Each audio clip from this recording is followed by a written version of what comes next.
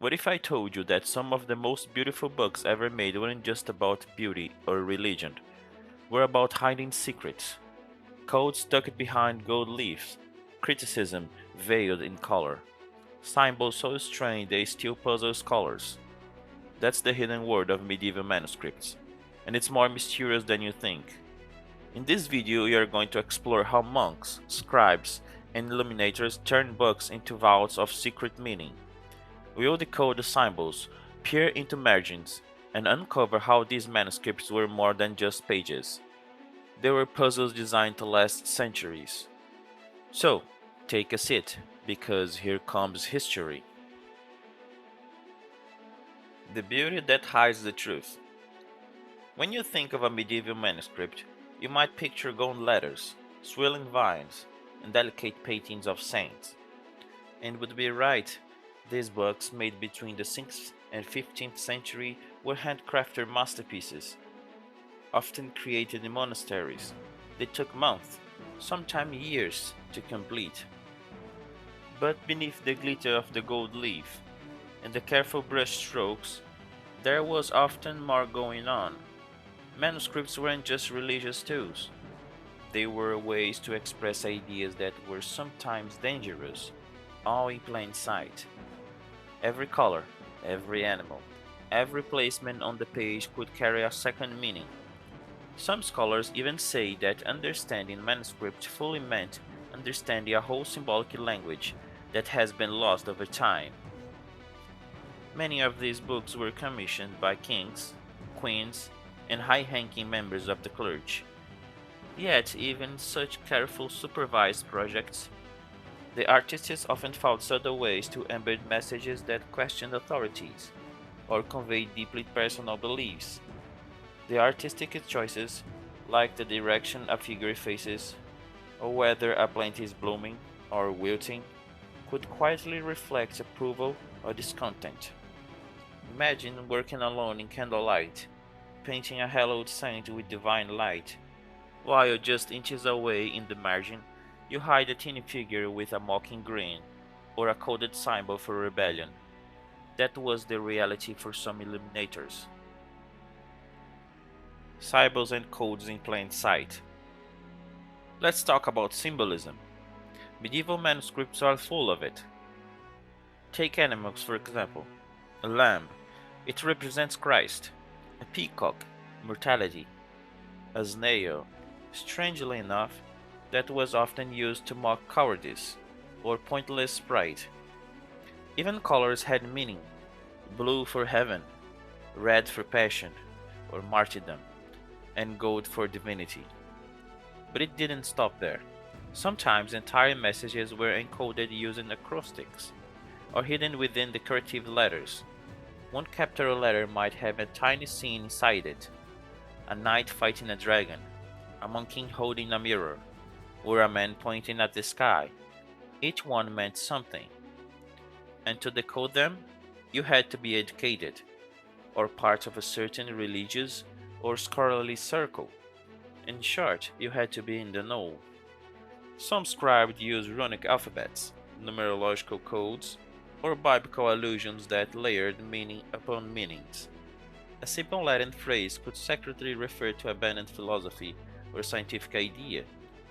A string of initials at the top of the page might seem decorative, but could point to a political statement, or even a name erased from history. Symbolism could also serve protective functions. Certain marks were thought to ward off evil, or preserve sacred knowledge. Some manuscripts included diagrams of astrological wheels, alchemy tables, or mystical symbols only interpreted by selected initiates. In a time when knowledge was power, and often forbidden, hidden ideas and beauty was an act of survival. The margins that whisper. Now let's go to the margins. While the center of the manuscript was usually sacred, the border often held something much stranger: grotesque creatures, dancing skeletons, knights injusting snails, even rabbits ranting people. Why were these bizarre images there? Some say they were jokes, meant to entertain monks. Others believe they were coded criticism, subtle ways for artists to mock the church, the nobility, or even the entire system they lived under. Imagine a monk bored of copying psalms draws a cat playing a harp while a bishop sleeps on a banana peel. To the untrained eye, it is silly, but to someone living in the 14th century, it might have been a quiet protest. The margins were also a space for experimentation. Artists played with surrealism, fantasy, and social commentary in ways that the main text couldn't allow. In some cases, these marginal drawings predicted the Renaissance satire and comic art centuries before their time. And there's more. These illustrations could reflect popular folklore, local legends, or even events of the day.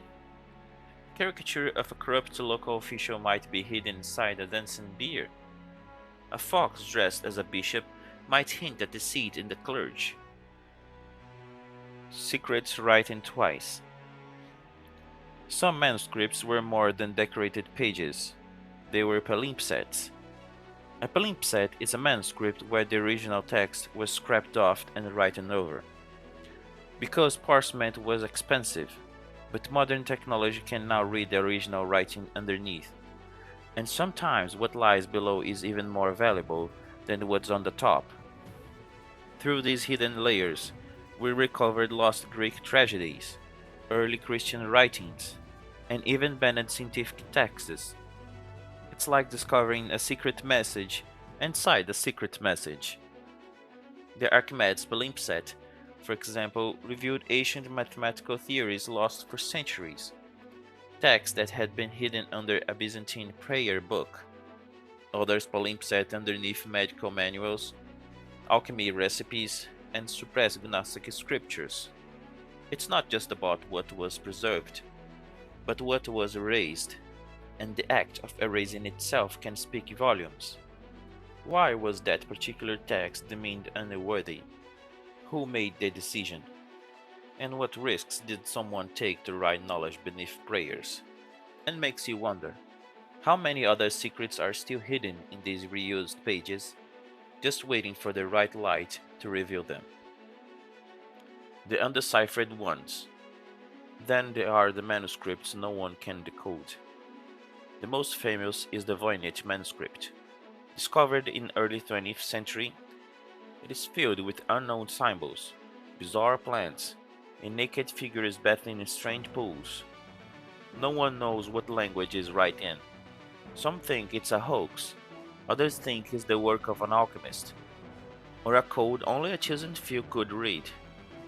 But there are others too, manuscripts written in shorthand or ciphered, tucked away in monasteries or private collections. Books that don't want to be read. One example is the Ho Honk Codex, filled with unknown script and accompanied by religious illustrations. No one has definitely translated, and its origins remain a mystery. Another is the Codex Sufinianus, a modern but deliberated, undecipherable manuscript that mimics the style of medieval books. A reminder that some texts may be made to puzzle, not to explain.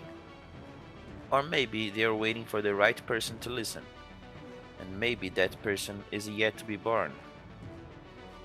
Legacy of the Hidden Writers.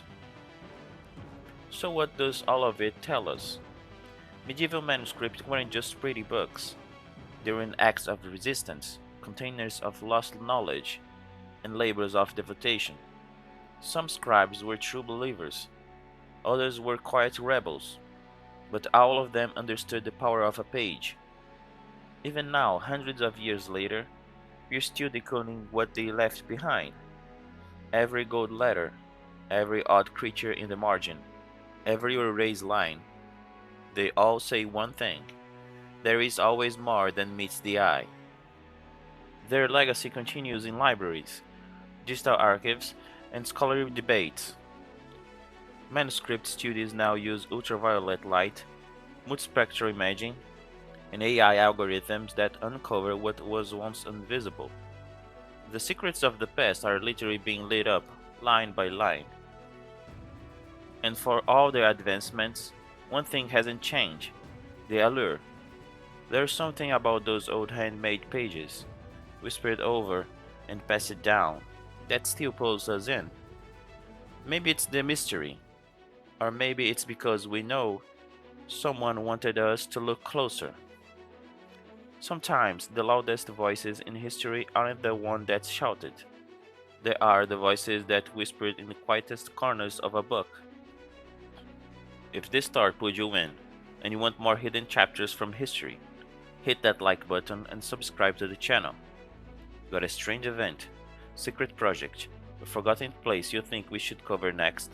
Drop it in the comments. I'm always reading. Thanks for watching, and just as you took the seat, now you take the story with you. Bye!